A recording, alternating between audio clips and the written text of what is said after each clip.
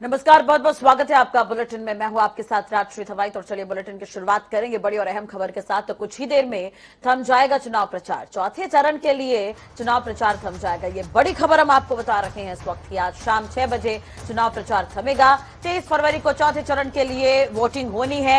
9 जिलों की 59 विधानसभा सीटों पर चुनाव होगा। तो ये बड़ी खबर हम आपको बता रहे हैं। 6 बजे चुनाव प्रचार थम जाएगा। उत्तर प्रदेश में चौथे चरण में पहुंच चुका है चुनाव प्रचार और अवध के रण में बीजेपी, कांग्रेस, समाजवादी के दिग्गज नेता आज दमखम दिखाते हुए नजर आ रहे हैं। 9 जिलों की 59 विधानसभा सीटों पर ये मतदान होना है। आपको बता दें कि कुछ ही देर में चुनाव प्रचार थम जाएगा। 6 बजे चौथे चरण के लिए 6 बजे चुनाव प्रचार जो है वो खत्म हो जाएगा।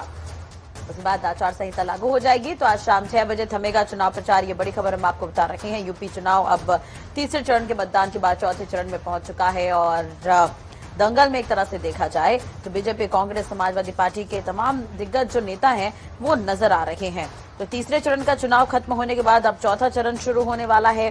चुनावी रण में अयोध्या समेत अवध की कुछ सीटें काफी अहम हैं, जिस पर तमाम जो दिग्गज वो ताल ठोकते नजर आ रहे हैं। कई दिग्गज नेता भी चुनावी मैदान में है। उत्तर प्रदेश में 3 चरणों के मतदान हो चुके हैं और अब चौथे चरण की बारी है।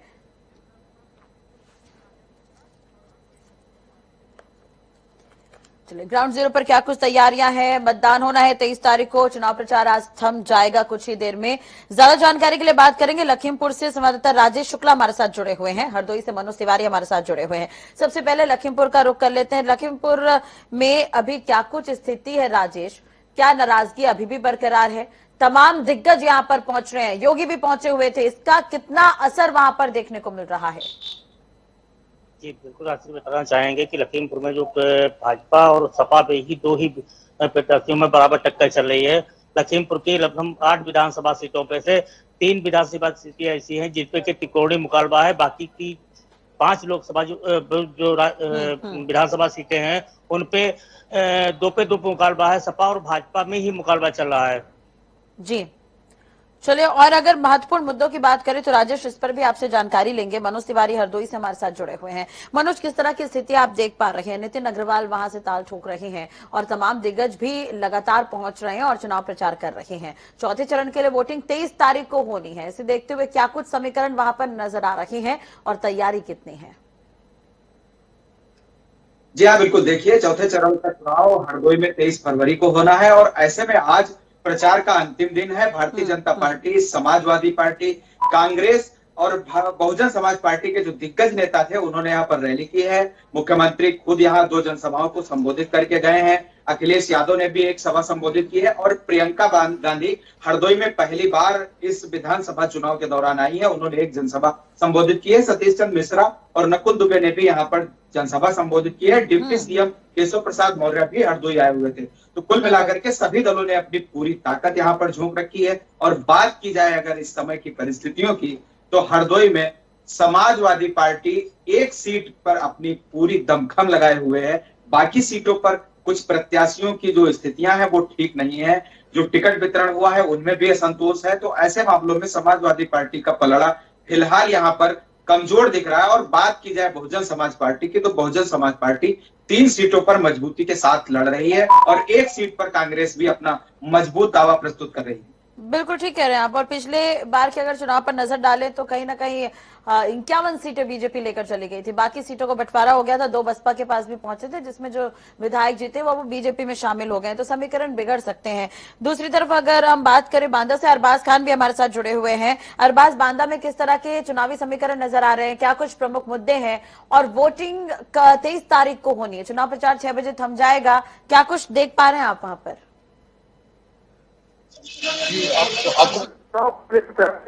साथ में तैयारियों को लेकर पुलिस अधीक्षक बात करें, जिलाधिकारी की बात करें या प्रत्याशियों की बात करें, वो भी क्षेत्रों में चल रहा है। आज शाम पूरी व्यवस्था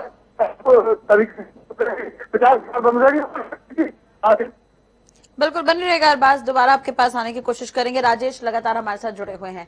राजेश, लखीमपुर कांड के बाद काफी गुस्सा है वहां पर लोगों में। एक तरह से देखा जाए तो अगर विरोध हावी होता है, क्योंकि जिन्हें मुख्य आरोपी माना गया वो अब जेल से बाहर है, तो तराई के क्षेत्रों में थोड़े बहुत समीकरण बिगड़ सकते हैं। वैसे भी किसानों का मुद्दा काफी हावी है। जी बिल्कुल, लखीमपुर खीरी में किसानों का जो मुद्दा है वो तो काफी इस समय हावी हुआ है। दूसरी बात, जो गौवंशी पशु घूम रहे हैं खुलेआम, उनका भी मुद्दा बना हुआ है। इस यहाँ पे मुस्लिम बहुल क्षेत्र ज्यादा होने के कारण सपा मजबूती के साथ खड़ी है। इधर बीएसपी जो थी, एससी भी हमारे जिले में सबसे ज्यादा पड़ता है लखीमपुर खीरी में, इसलिए वहां पे भाजपा की जो 3 सीटें हैं, जैसे कि सदर की है, श्रीनगर विधानसभा है और धौरहरा विधानसभा है, यहाँ पे जो है बसपा पूरी तरह से हावी दिख रही है। त्रिकोणीय मुकाबला पूरी तरह से होने की संभावना लग रही है। लखीमपुर सदर में जो है मोहन वाजपेयी है बसपा से, जो कि ब्राह्मण वोट भी काट रहे हैं, मोहम्मदन वोट भी काट रहे हैं। वो सारे धर्मों के जो सारे लोग हैं उनकी वोटें वो पाने के कगार पे हैं। इससे लगता है कि लखीमपुर का जो मुकाबला होगा सदर सीट का भी घमासान मचा हुआ है। लेकिन लखीमपुर में जो बसपा की तरफ से अभी तक किसी भी प्रत्याशी, कोई भी उच्च स्तरीय नेता लखीमपुर के अंदर नहीं उतरा है, जिससे कि उनका मनोबल थोड़ा सा डाउन है। बाकी वो अपने में काफी मजबूत दिखाई दे रहे हैं बसपा। और किसानों का जो मुद्दा है उसको लेके तराई की जो हमारे श्रीनगर सीट और बलिया और ये निगासन सीटें हैं, यहाँ पे जो किसान है काफी नाराज भी दिख रहा है। और आशीष मिश्रा की रिहाई के बाद में तो राकेश, चलिए, अब ये नाराजगी क्या रिजल्ट में क्या कुछ प्रभाव डालती है, खैर वो तो देखने वाली बात होगी। बने रहेगा हमारे साथ। राजेश और मनोज भी लगातार हमारे साथ जुड़े हुए हैं। मनोज, अगर हरदोई की बात करें तो चुनावी समीकरण क्या कुछ नजर आ रहे हैं? पिछले बार की अगर हम बात करें तो 2017 में कहीं ना कहीं बीजेपी पार्टी ने 51 सीट लिए थे। उसके बाद जो बाकी सीट बाकी थी वो बाकी लोगों में बढ़ गई थी। सपा को बहुत ज्यादा वोट नहीं मिल पाया था। लेकिन इस बार क्या समीकरण नजर आ रहे हैं? क्योंकि सपा मुखिया लगातार हर जगहों पर पहुंच रहे हैं और चुनाव प्रचार करते हुए नजर आ रहे हैं। बीजेपी और सपा में वार पलटवार का दौर जारी है। जी हाँ, बिल्कुल। बात की जाए हरदोई की तो हरदोई में पिछली बार 8 सीटें हैं, लेकिन 7 सीटें भारतीय जनता पार्टी के खाते में थी।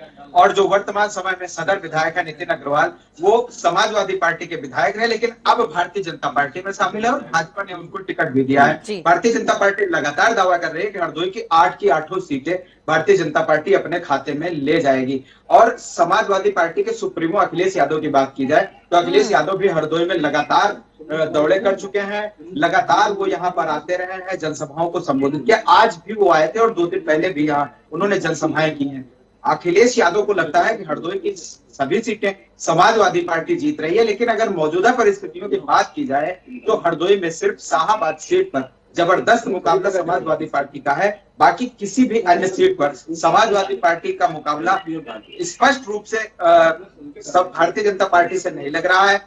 सदर सीट पर, जिस सीट पर नितिन अग्रवाल समाजवादी पार्टी के विधायक थे और इस समय भाजपा से है, वहां पर अनिल वर्मा भी अपना दावा मजबूती के साथ प्रस्तुत किए हुए हैं। यहाँ पर सनी पाठक को बहुजन समाज पार्टी ने मैदान में उतारा है। कुल मिलाकर के यहाँ पर त्रिकोणीय संघर्ष देखने को मिल रहा है। कांग्रेस के जो प्रत्याशी है वो भी लगातार अपना दावा प्रस्तुत कर रहे हैं। लेकिन अगर आज की परिस्थितियों की बात की जाए तो हरदोई में भारतीय जनता पार्टी का दावा मजबूत है। चलिए, बने रहेगा हमारे साथ। अरबाज खान बांदा से जुड़े हुए हैं। अरबाज, आपसे समझना चाहेंगे बांदा में क्या कुछ है चुनावी समीकरण, किस तरह के वोटर्स हैं, महत्वपूर्ण मुद्दे क्या कुछ है वहां पर? जिस प्रकार से देखा गया है कि चुनावी मुद्दों जो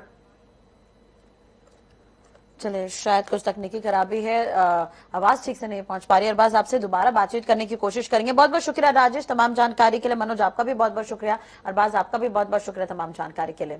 बढ़ते दूसरी खबर की ओर तो यूपी विधानसभा चुनाव के तीसरे चरण की वोटिंग में अखिलेश यादव समेत कई बड़े नेताओं पर आचार संहिता उल्लंघन की सैफई थाने में एफआईआर दर्ज हुई है। बीजेपी की शिकायत पर एसडीएम सैफई ने इस मामले को संज्ञान में लिया है। इसके बाद समाजवादी पार्टी के प्रमुख अखिलेश यादव पर सैफई थाने में एफआईआर दर्ज की गई है।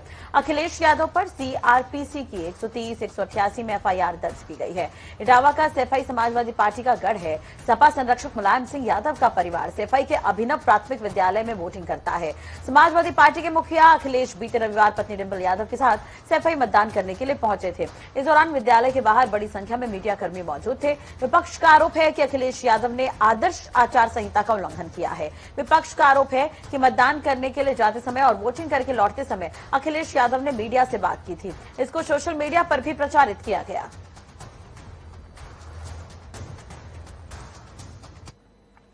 इधर हरदोई में पार्टी प्रत्याशियों के लिए जनसभा करने पहुंचे मुख्यमंत्री योगी आदित्यनाथ ने सपा पर निशाना साधा है। शाहाबाद की जनसभा में मुख्यमंत्री बोले कि पहले ये पैसा इनके इत्र वाले मित्र के घर चले जाते थे। इन्हें शायद पता होना चाहिए कि हमारा बुलडोजर सड़क ही नहीं बनाता, इनके इत्र वाले मित्र जैसे लोगों को ठीक करने का काम भी करता है। इंग्लैंड की महारानी एलिजाबेथ को भी कोरोना हो गया है। अमेरिका के अंदर, रूस के अंदर, यूरोप के अंदर हजारों लोग वेट कर रहे हैं, लेकिन भारत के अंदर प्रधानमंत्री मोदी जी के योग्य मार्गदर्शन और उनके नेतृत्व में कोरोना प्रबंधन का कार्य इतना बेहतरीन हुआ कि हर एक व्यक्ति के जीवन को भी बचाना है और जीविका को भी बचाना है। ये वैक्सीन हम सबके लिए जीवनदायिनी है और आपने वैक्सीन दिया, मैं अभिनंदन करता हूं। लेकिन भाइयों बहनों, जो लोग वैक्सीन के खिलाफ दुष्प्रचार कर रहे थे, वे लोग आपके जीवन के साथ खिलवाड़ कर रहे थे। उनको जवाब दिए जाने की आवश्यकता है। और पहले तो बिजली की भी जाती होती थी, मजहब होता था ना। याद करिए कि अगर ईद और मुहर्रम होता था तो बिजली आएगी और होली और दीपावली में नहीं आएगी, यही होता था ना। आज तो ऐसा भेदभाव नहीं है ना। आज तो चाहे होली हो या दीपावली, ईद हो या मुहर्रम या क्रिसमस हो या जन्माष्टमी और शिवरात्रि, आपको सबको बिजली, पर्याप्त बिजली देने का कार्य डबल इंजन की सरकार कर रही है ना। ये जो आवाज आज भारतीय जनता पार्टी की डबल इंजन की सरकार दे रही है, आज जो ये बिजली दे रही है, ये जो राशन दिया जा रहा है, जो ये शौचालय बनाने के लिए पैसा दिया जा रहा है, वृद्धजनों को, विधवा महिलाओं को, दिव्यांगजनों को 12,000 रुपये सालाना पेंशन दी जा रही है। ये 17 के पहले ये पैसा कहां चला जाता था? भाइयों बहनों, 17 के पहले यही पैसा इनके इत्र वाले मित्र के घर चला जाता था। कहां जाता था? और इसीलिए हम लोगों ने तय किया है, इसीलिए तय किया है, भाइयों बहनों, हमारा बुलडोजर सड़क ही नहीं बनाता है, इनके चित्र वाले मित्र की छाती पे भी चढ़ करके रगड़ने का काम भी करता है। शाहाबाद से जुड़े हुए आप सभी उपस्थित भाइयों बहनों का हृदय से अभिनंदन करता हूं। और भाइयों बहनों, कल ही आदरणीय प्रधानमंत्री जी का मार्गदर्शन हरदोई जनपद के सभी कार्यकर्ताओं को, हरदोई जनपद वासियों को प्राप्त हुआ। बहुत सारी चीजें हैं जो इन 5 वर्षों में आपने बदलती हुई देखी है और आज उसी के प्रति आपको जोड़ने के लिए मैं आपके पास आया हूं। भाइयों बहनों, शाहाबाद भारतीय जनता पार्टी के लिए हरदोई जनपद, ये सभी सीटें और शाहाबाद की क्या अहमियत है कि आप स्वयं भी अनुमान लगा सकते हैं। तो रायबरेली में इस वक्त उत्तर प्रदेश के मुख्यमंत्री योगी आदित्यनाथ पहुंचे हुए, तस्वीरें आपको दिखाते हैं। मंदिर का निर्माण क्या सपा, बसपा, कांग्रेस के लोग करवाते? आस्था का सम्मान हो या प्रदेश की 25 करोड़ जनता को सुरक्षा, गरीबों का कल्याण हो या विकास के बड़े बड़े प्रोजेक्ट को समयबद्ध ढंग से आगे बढ़ाने का कार्य, ये कौन कर रहा है? भारतीय जनता पार्टी की डबल इंजन की सरकार। कौन कर रहा है? भारतीय जनता पार्टी की डबल इंजन की सरकार। डबल इंजन का मतलब आप जानते हैं ना, केंद्र में मोदी जी और प्रदेश में, जब दोनों एक साथ चलते हैं तो बुलेट ट्रेन की स्पीड से विकास बढ़ता है। आपको बुलेट ट्रेन चाहिए या पंचर वाली साइकिल? बुलेट ट्रेन पर विश्वास करते हैं ना, तो ये भारतीय जनता पार्टी वही डबल इंजन की बुलेट ट्रेन के रूप में काम कर रही है। स्पीड बढ़ाएगी सबकी।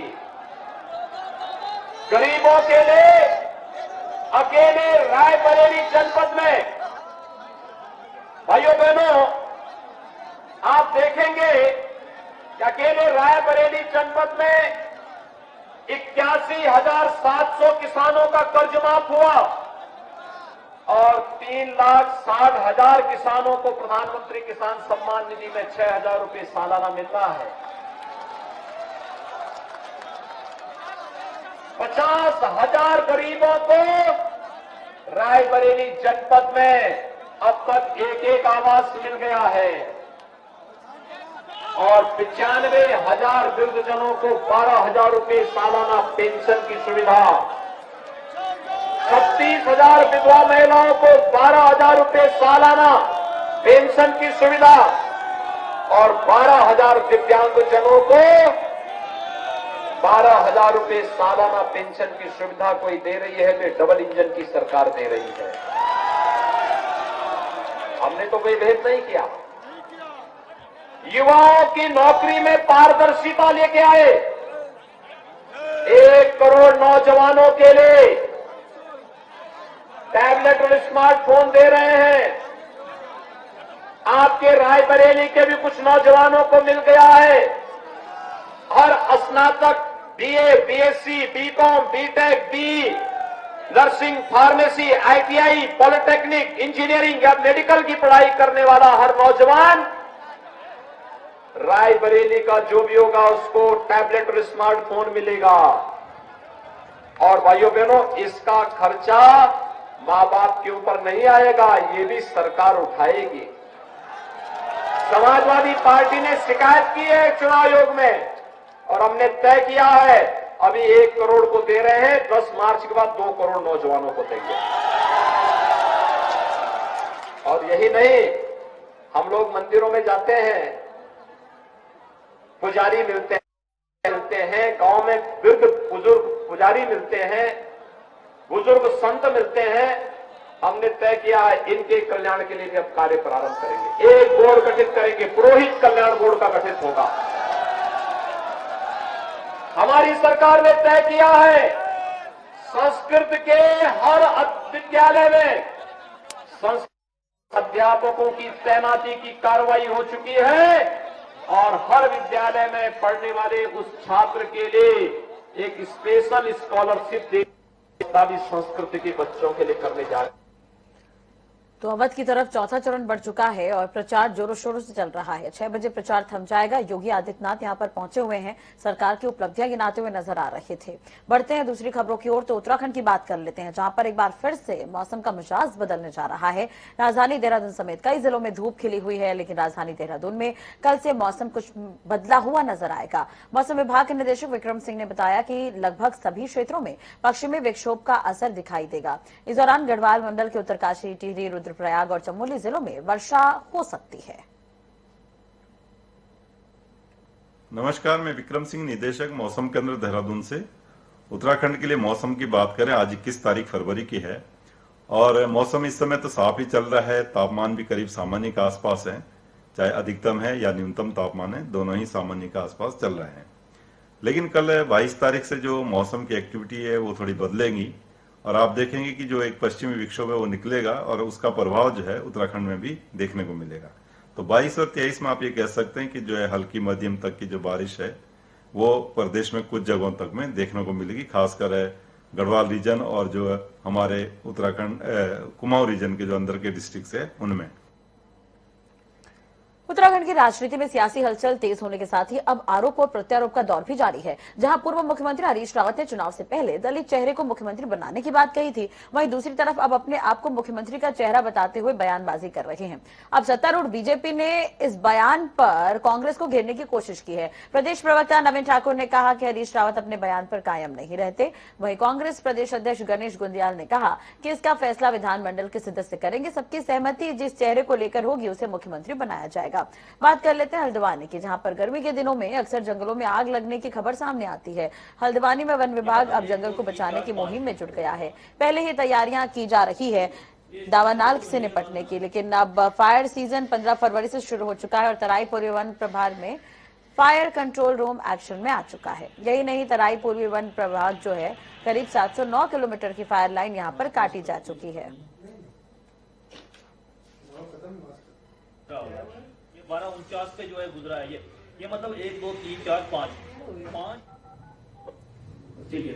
ये इस तरह से 2-2 घंटे के बाद ना सामने जो है आग लगी है, साथ में आग लगी है और किस कंपार्टमेंट में आग लगी है उसका पता चल जाता है। तो कंट्रोल रूम में जो ही उसका पता चल जाता है तो हम जो है फोन वायरलेस के माध्यम से जो है कंसर्न्ड जो प्रभारी होता है कंट्रोल रूम का, क्रूज स्टेशन का प्रभारी होता है, उस तक इंफॉर्मेशन पहुंचा देते हैं। और वो जो है इससे क्या है कि टाइमिंग हमारी जो है वो काफी कम हो गई है और रिएक्शन टाइम जो हमारा पहले बहुत लंबा हुआ करता था अभी जो है वो काफी कम हो गया है। चलिए इसी के साथ ही फिलहाल इस बुलेटिन में इतना ही। अपडेट्स के लिए आप देखते रहिए जनता टीवी। नमस्कार।